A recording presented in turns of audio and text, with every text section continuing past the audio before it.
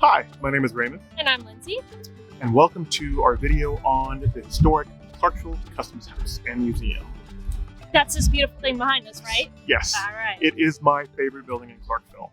I absolutely love this building, and I know a little bit about the history of the building. It originally was essentially it's the post office for Clarksville prior to 1936. So, horsies? Yes, there was horses till about the 1920s or so, right around there. Awesome. There were some stables here and around. Okay. But yes, and they did take mail via carriage and horses. Yes, that was a thing.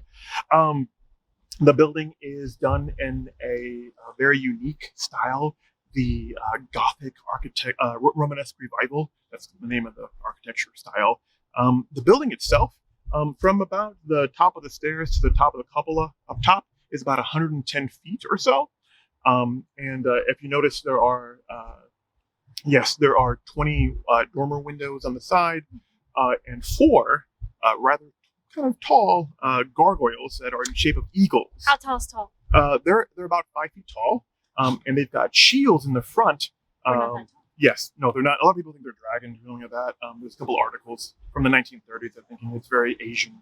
It's like me standing up there. Well, yeah, kind of, But they're bronze, I think, if I remember correctly. They're bronze. Yes, they are bronze.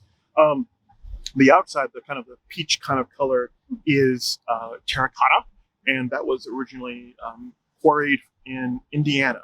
The brickwork that you see on the side, and when you go inside the basement in the building, is done by a man by the name of William Settle. His brick foundry is located just where the animal shelter is, near Riverside Drive. The Clarksville Business League was the group that spearheaded the petition to start this magnificent building that you see here. The Leaf Chronicle, as early as March of 1880, was pushing into Clarksvillian minds and saying, hey, we need a customs house. They would have a random article of Louisville has a customs house, or St. Augustine, Florida has a customs house, or somewhere out west has a customs house.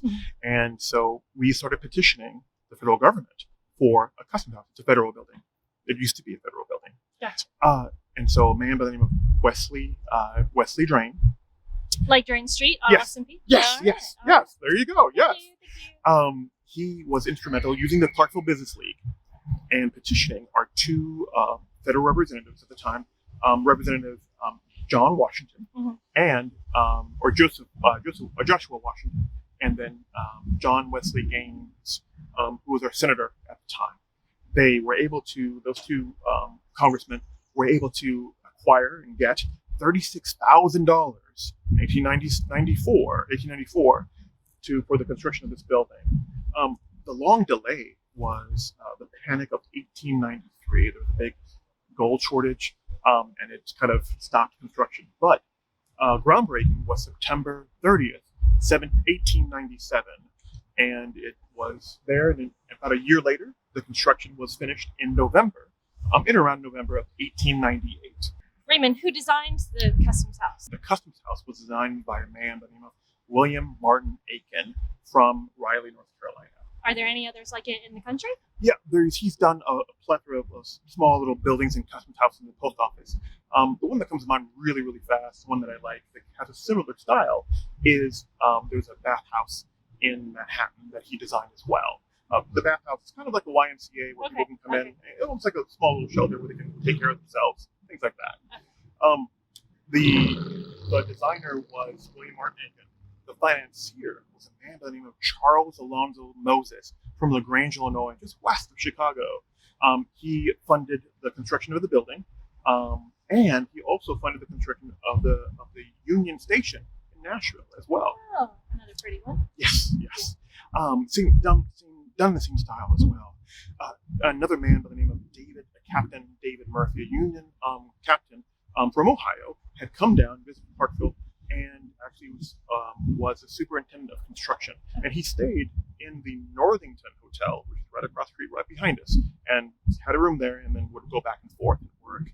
And construction finally finished in 1898, and it's by far my favorite building in Clarksville. I bring my kids here all the time. We look at the train layout in the basement. They love the bubble room, the soap room, the soap cave. Yeah. They love that. It's a great place to visit. You can find out more about this building at our Clarksville Public Library. Come down, take a visit, and thank you very much for joining us. Go visit your museum too.